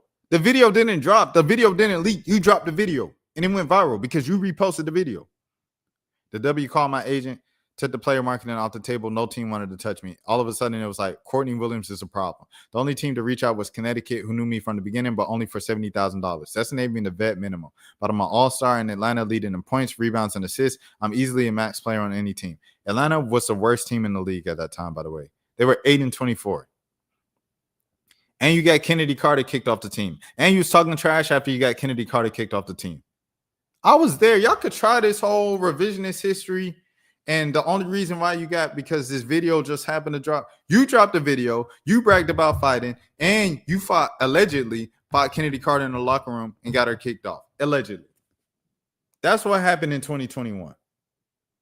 It ain't no, dang, everybody turned on me. Everybody just thought I was a hood rat and a project baby and this and that. You put this upon yourself. At some point, you have to take accountability for it. And the fact that you're writing this from this perspective, in this way, this angle, 4 years later, 5 years later, just shows that you ain't learned nothing. Now, you're extremely entertaining. Your father is one of the funniest people I done seen, everything like that. Salute to Pops. And shout out to you being entertaining and funny. You're charming, everything like that. Stud Buzz is a hit. I love all the attention y'all getting and all the endorsement deals. But with this backstory, with this whole, I came from the gutter, everybody counted me out, that was all most of it was self-inflicted. Most of it was self-inflicted. And you're not about to gaslight me into thinking that it wasn't self-inflicted and that it was the system and the people and the man was against you. That was self-inflicted, bro. The word of 2025 is accountability. The only team that reached out was I'm an all-star, leading Atlanta in points, rebounds, and assists. I'm easily a match player on any team, but I messed that up. 240 turned into 70. John Quill Jones is my dog. I love her down. She was in Connecticut at the time. She said, quote unquote, I want you back on this team. She took less than the max salary she could have gotten, and that freed up the cap space to offer me more money. That was huge, man. Listen, y'all know I love to talk mess because I'm playing about New York because we can't stand them. Ha ha ha. But in real life, JJ is my sister. That's my dog. No one can play about JJ around me. So I ended up going back to Connecticut for a year. And then I went to training camp with Team USA. And I think that I just gave people a chance to see me in a different light for so much of my career. And also Athletes Unlimited. Shout out to Athletes Unlimited. Shout out to Ari Chambers. Ari Chambers had a sensational sit down with you. You opened up. You got a chance to speak about it for the first time. And I think that's when you got the opportunity with Connecticut. If I'm not mistaken with the times. But I believe that's how it happened. You know what I'm saying? Or you signed with Connecticut. Then you had to sit down with Ari Chambers at Athletes Unlimited. So either way, shouts out to Athletes Unlimited, man. So I ended up going to Connecticut for a year. And then when I got a training camp, everything was different. So much of my career, I felt tense in between who I really am, who I thought I had to be a representative of in the W, where I've been and where I'm at now, pulling me into two different directions. It took me a long time to reconcile that. But when I look back on everything, the chance that I got from Connecticut, the help that I got from JJ, that's when I realized that these are really my people. I'll always be from Folkestone all the way down. But after almost 10 years in the W, man, this is my family. I belong here too. When I first signed with Minnesota, I felt like when I walked through the doors of the practice facility, I had something to prove. I had a big chip on my shoulder. His organization took a chance on me before it was cool. And I'm honestly so grateful for that. I really just wanted to prove them right. Everybody knows Cheryl Reeve is a winner. Everybody knows the dynasty, Sylvia Fowles, Maya Moore, Lindsay Wellen, Rebecca Brunson. Cheryl is something. First of all, I seen someone repost a thing of, and shouts out to ma'am, because she fills in for Stat Baby on It Is What It Is when Stats out. But she said like Sylvia Foles. I said, bro, Sylvia Foles, who the heck is that? What the heck? But anyways, Cheryl's someone who's respected in the league. If she wants you on her team, you need to go be on that team. Even my mom was like, if Cheryl wants you, you need to go. And I was like, why? And she was like, because Cheryl is an effing basketball genius. Yo, real talk. When I got there, I won't lie. I thought it was going to be a little boring, cookie cutter, LOL. You know, you have to think. I'm from Folsom, so I'm like, who am I going to vibe with? And then T ended up signing. That's when I had a sense of relief because we played in Connecticut together and we had a relationship. But I really didn't know what to think about everybody else. I don't know, maybe insecurity, I guess. Like none of them are going to be able to relate to me. Man, when I tell you I was 100% wrong, when I tell you that these are some of the coolest people I've ever been around, they're so different from me. A lot of these girls grew up in the suburbs, so I'm the opposite of that. So coming as a team, it was like worlds colliding, but I don't know, man, it just works. Cheryl told me when they go into a free agency and when they're looking for is good people. They've had so many women that are talented, but how are you as a person? What is your temperament? What are you going to bring to the team? How am I going to mesh with the people that they already have? And I feel like that's really what it was. We all just mesh. I can literally pinpoint the moment that it all came together. The icebreaking moment was one night when we all went out to dinner as a team. And we were just sitting around this table chopping it up. And you could probably see me over the course of the night, us just warming up to each other and impressions of changing one another in real time. And you know what else? That's probably the first time I realized how humble Fee is. She's the most relatable person in the world, bro, and doesn't judge anybody. Also seeing how she handles her business. And when I think I'm tired, I look over to Fee and think, oh, she's really doing it big. She's a mom and she's really doing it like this. And you never see her complain. She always does it with a smile. That's really dope. It's actually funny. Still to this day, I look at Fee as my gut check. True story. I posted a story picture on Instagram where I had on a sports bra. Now looking back in the day, whatever, man. But now I swear to gosh, like Fee is just too much. She's like, Courtney, that's fine. Haha. It's like, all right, I feel good. Fee says it's cool. We good. So yeah, we went to dinner that night and it's like, dang, we clicked. When I look back at my first year in Minnesota, it felt like a season where it was all just us in a nutshell. It's a little unheard of making a run like we did with a team that's never played together, but they brought me in, T, Lamb. We had all these new pieces, and it's that kind of situation where everything just kind of works. You want to just win, but it takes time. Look around the league and look at teams like that. They're usually not successful that fast. Maybe they'll land somewhere in the middle of the pack, but we're not a finals contender. Game 5 team, you feel me? And listen, I got to address the elephant in the room. We got unfinished business in New York. That finals, I'm pissed, bro, like for real. I think a lot of people, especially our fans, look back at the way we lost in Game 5 and have some things to say about officiating or whatever. I know people get caught up on foul calling. Not me. You know what I think? 4 points. In Game 5, I dropped 4 effing points. It should have never came down to a foul call. Facts. I agree with this, Courtney Williams. This is accountability on a basketball court. This is what I like to hear. If it's up to the refs, then you didn't do enough. If it's up to the refs and you lose the game, you lost the game. Because you should have put it so far out of reach that even with the refs' mistakes or whatever, y'all still won the game. I've been hooping a whole series. In the last game, I just ished the bed. And Cheryl's so real. She told me that even after all the heartbreak, she's just straight up like, if you would have played the way that you've been playing, it wouldn't even been close. So, yeah, the game's going to stick with me forever. Forever. I think my legs were just kind of shot. And the thing is, having played New York mad times at that point, it's about who can go out and out-hoop the other team. We already know what they were doing. They know all our sets. We know all of theirs. And at the end of the day, I feel in my mind and my body just weren't where they needed to be. I wasn't ready in the moment, and that's been my motivation all this year. That's why I've been so locked the F in. I started eating better. You know what? Why am I even talking? Y'all see the results. Y'all see the box scores. She talking that talk. We're coming for the title this year, man. We're going on a bench short. Been in the league for 10 years, and I need my effing ring, bro. You know what? I love being called a vet. That's my favorite level. Just a vet in the league. I'm so blessed to be a veteran in this league, man. I made a career out of playing basketball. And not many people can say that. I don't think people really understand how hard that is. You want to know something? I didn't even watch WNBA when I was growing up because I didn't think that it would be attainable. In my mind, I was like, I need to focus on whatever I could do to get up out of my mama's house. But I had different priorities at the time. Even in college, I didn't believe I could make it to the W. Not until my junior year. At the end of the season, my coach said, I think you might be the best on the draft board. I think you might be on the draft board. It really opened my eyes. That's when I started thinking like, oh, dang, this is real. I'm really grateful for all the people who never gave up on me, who didn't write me off when they could have. I'm so grateful to Minnesota, to our fans, to the organization, to the amazing women who that make up our team. I was wrong about one thing. Minnesota is dope in the mud.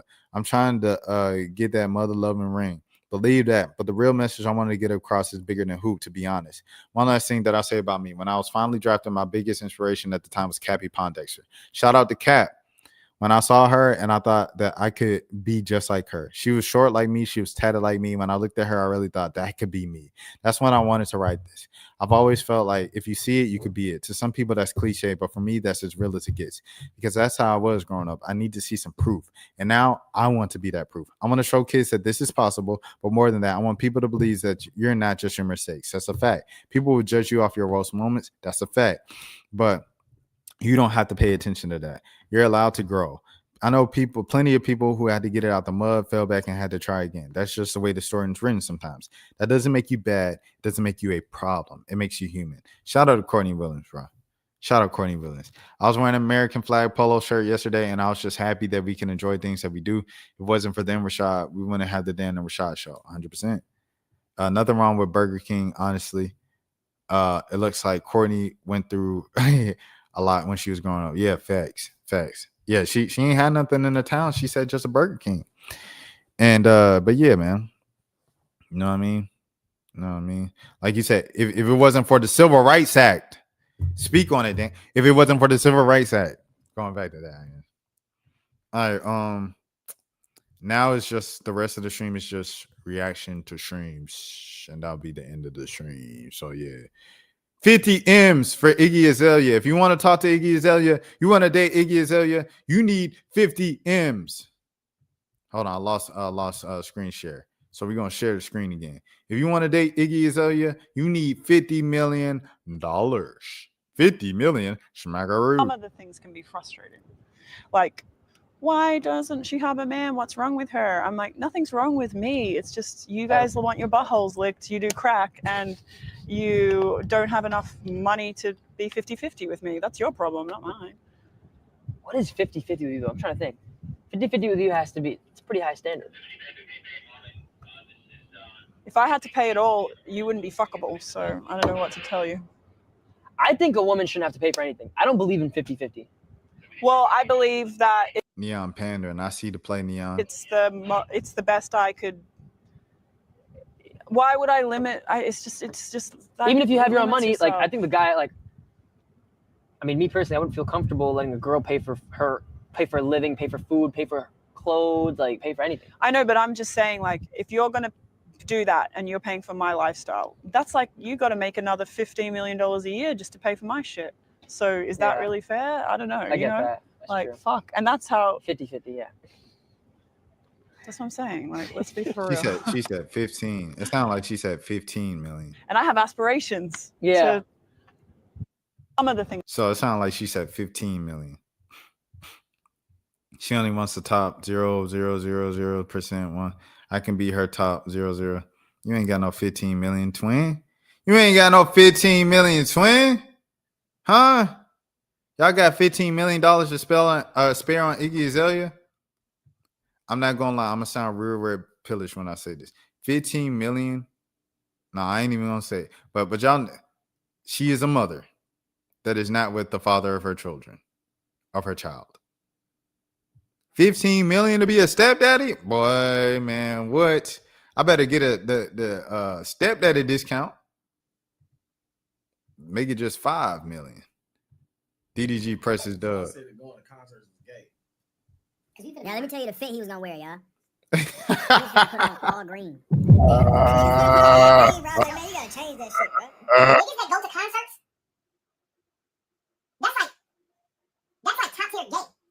You are waking up with the anticipation on your mind to go see another nigga in a secured room sing your favorite song to you. Basically, right, is we finna be in a stadium, a sealed stadium. It's like some airtight stadium, and watch a nigga talk while we just react with our best nigga. We went to Usher concert. And I feel like the girls concert was cool, but I'm just saying, like, nah, I think it's cool, bro. I done been to plenty of concerts. All right, look, that nigga, why be staring at nigga while he filming? He just be staring there. Or so if well, I'm asking, okay, look, let's just say, you know we're gonna be in the front shit, right? Let's just say, like, that nigga stare at you. I'm saying you gonna look away? Oh, look away. Like, that mean you a bitch though. But yeah, look, if that nigga stare at you, bro, you gotta look at that nigga the whole time. But you gotta. But I ain't gonna lie, if he stare at you, cause he gonna be on the stage, you damn near gotta get on the stage and stare at him. Otherwise, it is gay. Because you're going to be looking up at a nigga. That's with the club, right? I ain't gonna lie. I feel like that's a W duo, bro. Yeah, 15 million is a lot to have. Rashad, if we had 15 million, we would be going to a bunch of basketball games. I go to a bunch of basketball games now, pre 15 million. I don't know what I would do with 15 million. Oh no, I do know. Because I've been thinking about this. I want to like give back more to my high school, and at the high school, because the high school is like renovated. It's like mad fancy now and stuff like that. Thanks to like the tax paying dollars that my mom paid when I was in school and stuff like that. But I want to give to like the students. You know what I'm saying? Students for opportunities, like, you know, like it costs money to do activities. It costs money to be on sports teams. It costs money to be in clubs and groups and stuff like that. I want to pay for, you know, kids memberships. Like I want to pay for band kids, like band fees for the year. Cause I know how much of a stress it was like on my mom and like, you know, the fundraising and stuff like that. Like it was a lot of hustle just to pay band fees, bro. It was a lot of hustle for like my friends who play football to pay football fees. There's a lot of struggle for my friends to play, like, you know what I'm saying, all the sports. So I want to be able to do that for the kids back in my hometown. I want to be able to, you know, have an annual scholarship for sure and help fund other scholarships that already exist. And I love in memory of one of the women who raised me. She passed away a few years ago, and she has a scholarship in her name back home in my hometown and stuff like that. So I want to be able to donate to that and cover all of that and kind of maybe even raise that scholarship. Start my own scholarship. You know what I'm saying? Like a lot of my stuff is like philanthropy. I want to be able to help, you know, my father pay his bills and stuff like that back home. I want to help my mom with anything that she needs back home. You know, that's the type of stuff I want to do with 15 million for sure. For sure. And of course, travel and stuff like that. Be able to go be here and be home whenever I want to go and stuff like that. That's why I do with 15 mil for real. Oh, next. We doing all stream reactions for the rest of the stream. Reggie. I really like the stream y'all did last night, bro. That was such a great vibe. The concert? Yeah. Nigga, that was real life, nigga. I know, yeah. Did you see the angles? Did you see the angles? Amazing, Come on bro. now. I loved all of it. It was like we was right there. Mr. Echo did we breathe the same air as young boy. Right. And I'm not trying to be no dick rider or nothing. Of course not, yeah. I'm Blizzy. You guys got a chance to meet him or not? Nah. Oh, okay. We didn't get a chance to meet him, but just me, like being in the same Vicinity atmosphere. Like you were in his peripheral vision. When he was performing, he was right there. Yeah. Like if I wanted how to. did he smell? I think he looked at you. He said, how did he smell? He did, because actually I remember the song too. Yeah. When he was singing Dead Trolls and he was right there, we did this little eye shit. And I already knew he was basically saying, "What's up, bro? I really appreciate Did you." he do this? No, he didn't do that. Like, he was trying to see who it was, and I think Is there like a very beautiful woman next to you, maybe? Nah, it's just me, gay. Young boy noticed me, bro. You like, I ain't gonna lie. But I ain't gonna lie. 517 is pocket. Every time he came to like our corner, yo, I get a little close. Yo, he got a little closer. I felt like I was going to walk with the ski man. Hey, yo. Young boy got everybody happy, bro. I love to see it, bro. The best part about it, I think he definitely knew who you are. You know what? The best part about it, right? Not only did we get to see Young Boy, right? We got to see Young Boy, and we got to sing the songs with him. I thought he about to say somebody else. This man just said we got to sing the songs with him. Yeah, nah, that's funny. I love seeing people be happy, bro. Like, just be happy, dude.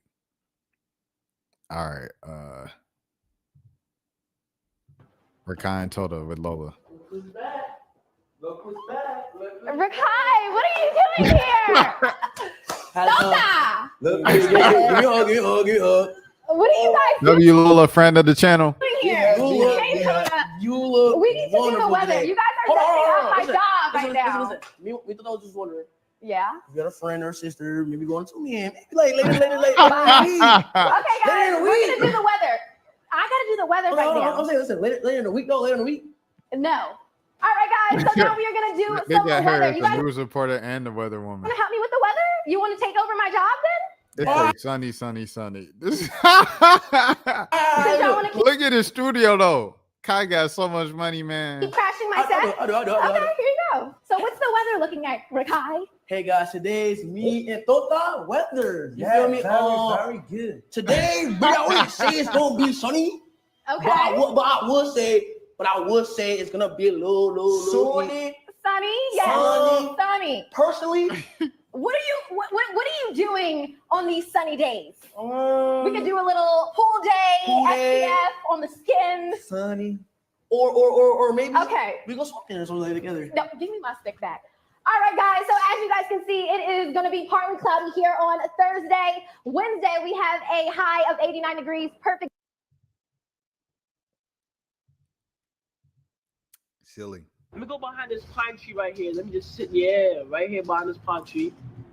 Look at me, chat. All right, now I could admit I couldn't afford an Elgato, so this is pre-recorded gameplay, and I act like I was actually playing it live. I'll admit it, bro. 7 years ago, bro. I don't care. Snap. I thought he was grabbing somebody's random gameplay and doing it. He wasn't though, because I was like, that's crazy, grabbing someone else's gameplay and acting like you playing. But no, this is actually him playing. I feel like that kind of counts. That still counts. And I couldn't afford an Elgato, so I had to just set it up and put it there and match up the sickness. But it's actually my win. Okay? No, that's true. And chat, for anybody who's been through the journey with me, bro, a lot of y'all know how things have been. And I just want to say, look, it's right here too. Look. First time playing Fortnite. Bro, right there. I was supposed to be a gamer, chat. Let me go behind this pine. That's a W, bro. To go from that to having his own Fortnite skin, that's a W. Shouts out to Kai Cenat. Very motivational. Let's get it.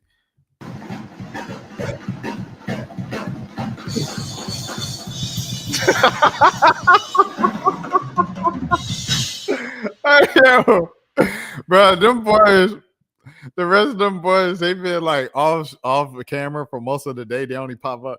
He'd be like, dang, where they at? And they'd be like, I've been asleep. Them boys really been asleep because they can't sleep at night. And Reggie's face right here, man. Shouts out to my boy Miles, man. Friend of the channel, Miles, bro. Miles Morales, dog. This is hilarious, bro. That's hilarious, dude. I ain't gonna lie to you. Perfect pan cinema with the iPhone. Shouts out to Rakai or whoever posted that. Speaking of Rakai, this is Rakai Stylish. Look at my creation. You feel me? She's legit. I'm gonna get up. Like, but she need like $1 million, you heard? Look mad good, earrings popping. Look at her. With the motherfucking Yeezys, you feel me? Yes, Akila. Stop playing with her. Shout out to Akila, man. W Akila. All right, Tiana Taylor. Tiana Taylor stopped by. Big Time Rush stopped by. Oh shit. Tota, meet Tiana. You almost made me drop my rib. What? You almost made me drop my rib. Brazil, he don't know anything you say. You almost dropped my rib. You almost dropped the rib. How are you? I do. It's good. You're good. I'm good. He barely know English. Yes, so thank you, babe. we could talk shit about this nigga. We could talk shit about this nigga. He don't even understand what I'm saying right now. That's how crazy it is. What's your food, bro? Mac and cheese, baked. Is Sugar? Is heavy sugar? No, sweet. No, sweet. no heavy sugar? You like it? Is heavy sugar? Hold on, damn, wait. Shout out Tota, man. Shout out Tota. Big Time Rush was there yesterday. This one I didn't have anything planned, but I wanted to at least shout him out, man. Bro, they had the manager with them, bro. Shout out to the man. Oh, I didn't know he was with them too. Oh, that's fire, bro. All right, I can only play 5 seconds and then I got to sing the rest. They actually tagged me for singing Miss Independent, bro. I said, dang, I sound that much like the record where y'all tagged me. And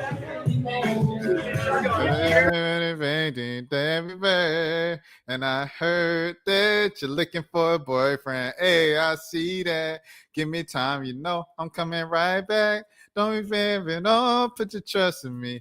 Can't you see? All I really wanna be is your boyfriend. That's one of my favorite songs, man. That's probably like one of the better children's songs ever. They had Snoop Dogg on a remix. Man, if you know, you know. You just had to be outside 2010, 2011. Okay. Rakai Trolls Tylil.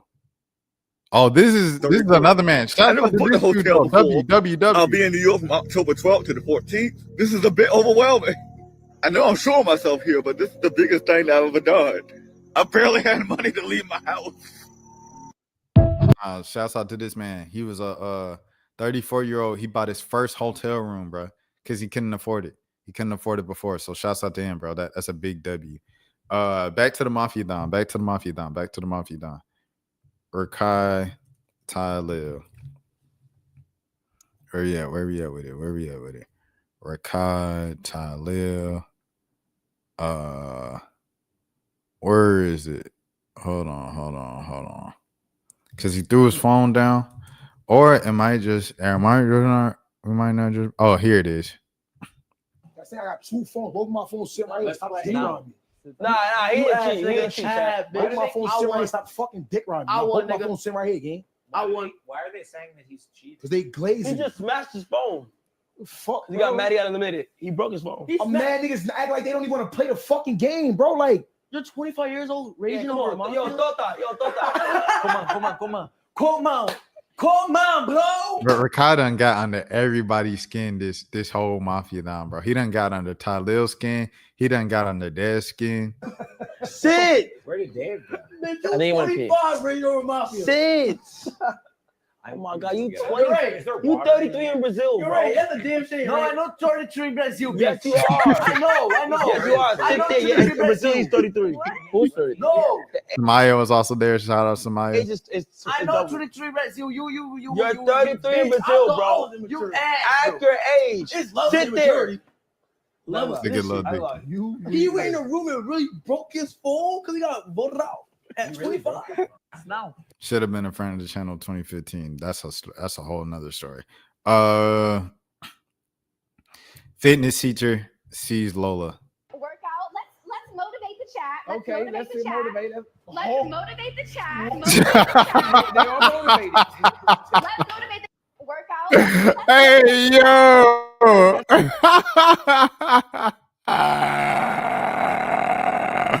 Shout out Lola, man, friend of the channel. That's funny.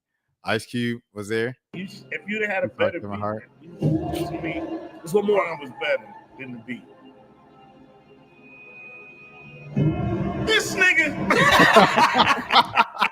God damn, I can't get away from this goddamn chocolate dropper motherfucker right here.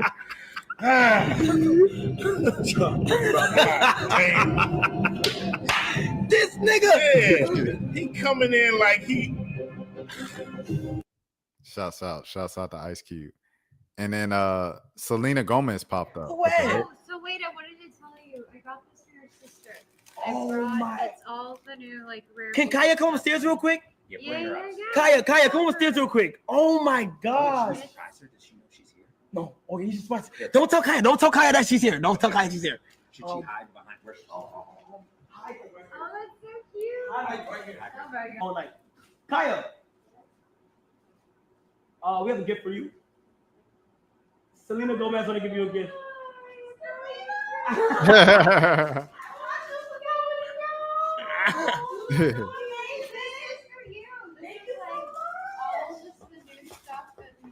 Oh, it's gonna be a long night. It's gonna be a long night. Because it's y'all two. It's y'all two. Wait, whose signature is this? She about to marry Benny Blanco. Yeah. Shout out Wait, Benny. what is that? LD. Oh, what does it look like? Got smoking a cigarette or something? What's going on? It looks like a dick. I thought that said genitals right there. Look. It does look like a dick. I never even thought of it. I thought that said genitals. Geneva. Yup. Hi.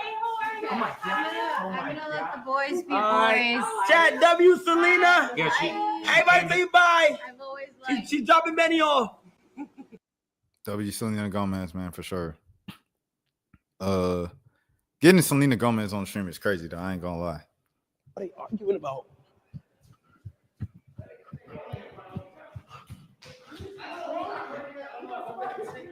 I don't know who's in control of that. What? I don't know. I'm trying to stop. What the fuck are y'all doing? I don't think he wants to be in here. It's Get me out of here! Stop it. Who the fuck is controlling this thing?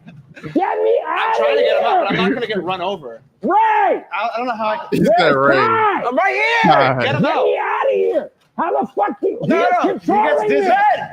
Unfold. Ray! He Ray! said, unfold. God! Bed, unfold. Oh my. Who's controlling it?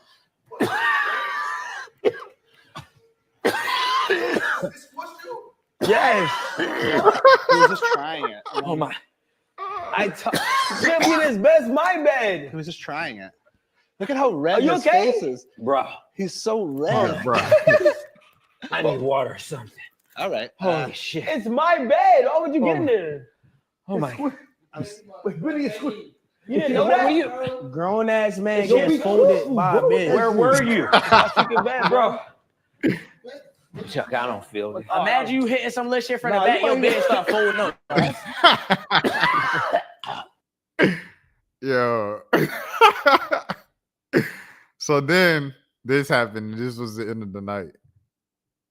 They trying to 48 out of here. Telling you. He's throwing that. I know he's throwing up. No, look. I'm gonna keep it on it. Are you okay? So there's some good news and some bad Bad news is that y'all leaving. Good news that he's not sick. I am. You gotta think, bro. We black. We don't give a fuck, nigga. Go home. Bye. You ain't never got fake it to leave, nigga. No, they're still Not fake. That hug a little too long, too, gang. Yeah, you getting out of hand. Lord Dicky, you getting out of hand. You W Betty chat. You getting out of hand. You just hugged my homie for 37 seconds? 25. Babe. That shit has so much. It was so fun. Thank you so much. I love you. Dice K with the honey.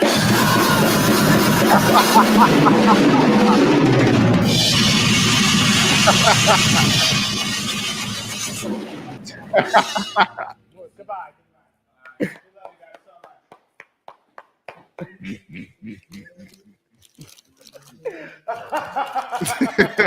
Yo, that's just getting. Wait, I your mics in your mics.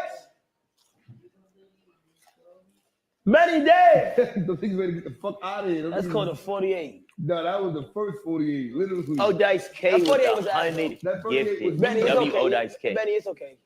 You was not. That's what they told him. When they gave him the tour, they said, y'all won't be able to sleep tonight. And they said, oh yeah, tonight's gonna be different. Nope. Folks still I ain't can't gonna sleep. lie. You can't. I respect it though. All right, so that's it. I'm about to go outside, things of that sort. See if I can maybe get some, I don't know, potential. I ain't gonna say too much. But y'all have a good day, man. Have a good morning. Have a good afternoon. Have a good evening. Have a good night.